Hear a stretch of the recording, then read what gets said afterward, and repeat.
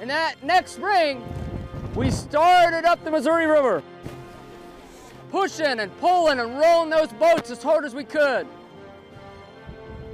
A day like today, that was a tough day on the river trying to make it up it.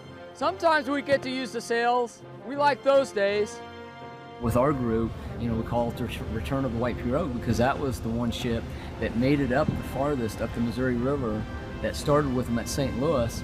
And actually, when they came back in 1806, they were actually able to recover it, fix it up, and take it back to St. Louis. Following in the footsteps of Lewis and Clark, a varied crew returned to South Dakota. Shirley Enos, Butch Bovere, and many supporting individuals created a new mission of discovery. Their primary objective? Share the historic journey with students and curious adults.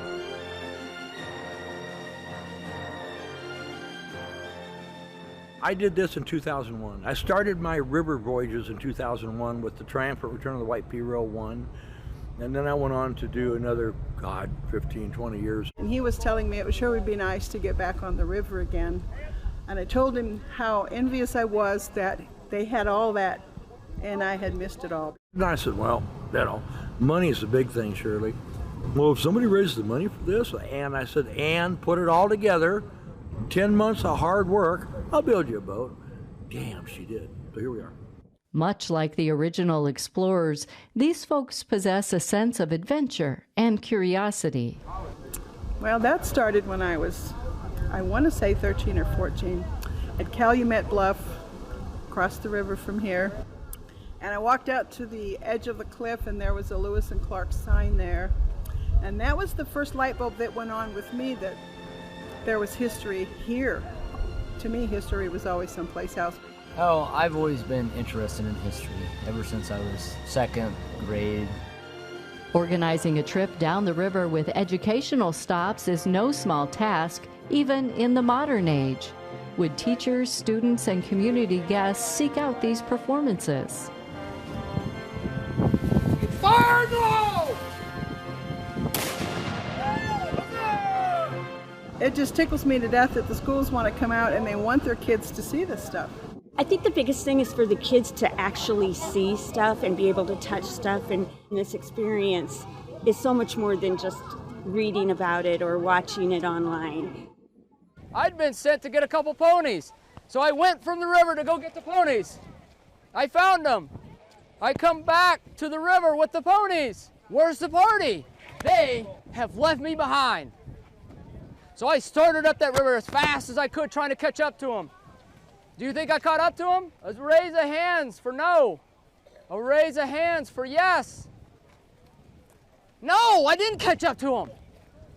So I stayed out all night by myself. To understand that he was the young one trying to measure up to these men, and he was just a boy. And he got all the grunt work, and he was just struggling. But he manned up and he did it, and he made the whole journey to the coast and back.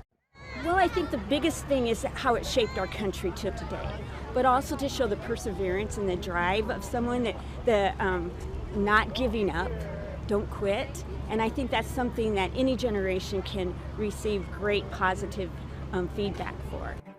Of course, the goal is to teach guests about history, but Butch, Shirley, and the crew all managed to learn a bit along the way as well. It's been a challenge, it's been tough, it's been miserable at times, but the people that we have met, the relationships that we have started, oh my goodness. Lewis and Clark's, their expedition was kind of about building relationships too. It was, yeah, building relationships with the Indians, but let's get realistic, it was a business trip, kid. It was a business trip. They needed to build these relationships. Not to be forgotten is a key element of the voyage, and the backdrop for this expedition is the boat itself. All who stepped aboard experienced a once-in-a-lifetime opportunity. One more time. Whoa! Put in at Fort Randall, it was bitter cold, and I was surprised that we had the crowd that we had, 30, 40 people maybe. And then the next day, the boat actually went down the river. It's pretty amazing to run the rudder, because because with that big of a boat, you don't feel it a lot, and then it starts to turn. And I mean, I just know yesterday, just being on the boat and trying to navigate through what would be the main channel in the Missouri River was a pretty amazing experience. So to sit there in a boat, a 2.5-ton boat, empty, that's what she weighs, empty. And we were going downstream, so we're not struggling with the current like Lewis and Clark and their men did. But even at that, everyone on the boat had some comment at some time or another. How did they do it? Oars, and they were going against the current and rowing with oars and pushing with poles and yanking with ropes, and maybe there was that one day a month that the wind was right and they could use a sail, but it was horrible. That mighty Missouri River was formidable 200 years ago, and it is a force to be reckoned with now. With the benefit of hindsight and modern forecasts, treacherous conditions can be avoided. Oh, this dirty old dog chased us off. It's swollen. It's in bad shape. Our goals were to educate. We can do that on a trailer. I don't have to put the boat in danger or the people in danger. It was a huge disappointment when you spend a year planning something like this, but again, the river is the boss, so we do what the river says. And Lewis and Clark had to do what the river said, and it wasn't always what anybody wished. We've heard from some of the people coming up the river that they actually think that we're dead, that they've given up on us. And I mean, these guys had to work very hard to make it across this continent. And I mean, sometimes we get caught up talking about, well, Lewis and Clark were the first to do this and the first to do that. Well, you know what's great is just the fact that they made it. The fact that they made it all the way to the ocean and all the way back to St. Louis.